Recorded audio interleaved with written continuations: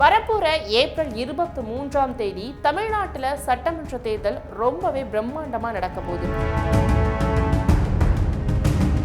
அரசியல் களம் சூடு பிடிக்கிற இந்த நேரத்துல ஜனநாயக நாட்டில் ஒருத்தரோட ஓட்டு கூட பதிவாகாம போயிடக்கூடாது அப்படிங்கிறதுல இந்திய தேர்தல் ஆணையம் ரொம்பவே குறியா இருக்காங்க.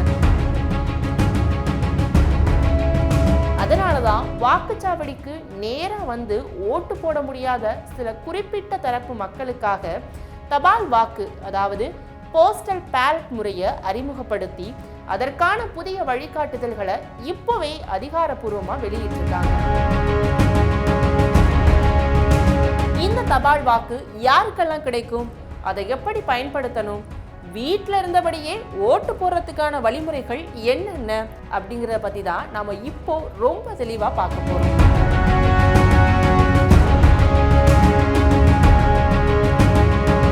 பொதுவா தேர்தல் அன்னைக்கு நம்ம எல்லோருமே வரிசையில நின்று ஓட்டு போடுவோம்.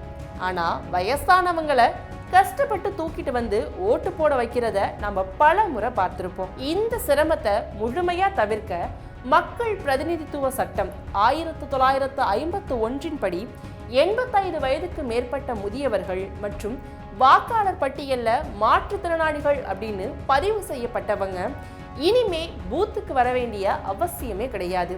அவங்க வீட்டில் இருந்தபடியே தபால் வாக்க பதிவு செய்யலாம். இதுக்கான நடைமுறை ரொம்பவே எளிமையானதுதான்.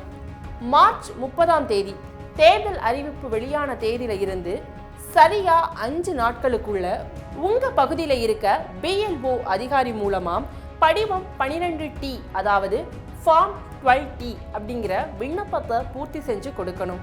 அதுக்கப்புறம் தேர்தல் நடத்தும் அதிகாரிகளே ஒரு அட்டவணையை தயார் செஞ்சு நேரா உங்க வீட்டுக்கு வருவாங்க.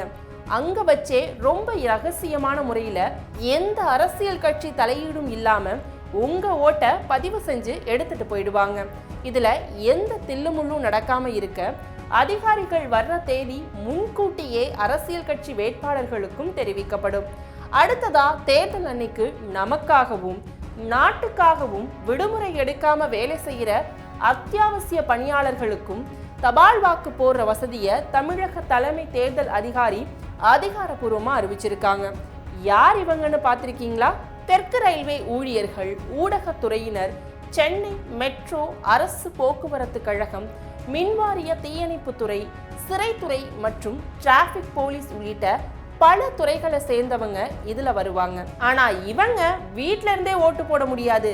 தேர்தல் பணியில ஈடுபடுற இவங்களுக்காகவே பிரத்யேகமா அமைக்கப்பட்ட வசதி மையங்கள், அதாவது ஃபெசிலிட்டேஷன் சென்டர்ஸ்க்கு போய் அங்க கொடுக்கப்படுற தபால் வாக்குச்சீட்டு மூலமா தங்களுடைய வாக்க ரகசியமா பதிவு செஞ்சு அங்கேயே ஒப்படைச்சிடணும். மூணாவது ரொம்பவே முக்கியமான ஒரு பிரிவு சர்வீஸ் ஓட்டர்ஸ், அதாவது ராணுவம், துணை ராணுவம் மற்றும் வெளிநாடுகள்ல பணிபுரியும் அதிகாரிகள். நம்ம நாட்டுக்காக எல்லைகள்ல காவல் காக்கிற இவங்க ஓட்டு போடுறதுக்காக மட்டும் தமிழ்நாட்டுக்கு வர முடியாது இல்லையா? அதனால இவங்களுக்காக ETPBS அப்படிங்கிற ஒரு பிரத்யேக தொழில்நுட்பத்தை தேர்தல் ஆணையம் பயன்படுத்துறாங்க. வேட்பாளர்களோட இறுதி பட்டியல் வெளியான உடனே இந்த சர்வீஸ் ஓட்டர்ஸ்க்கு எலக்ட்ரானிக் முறையில தபால் வாக்குச்சீட்டு அனுப்பி வைக்கப்படும்.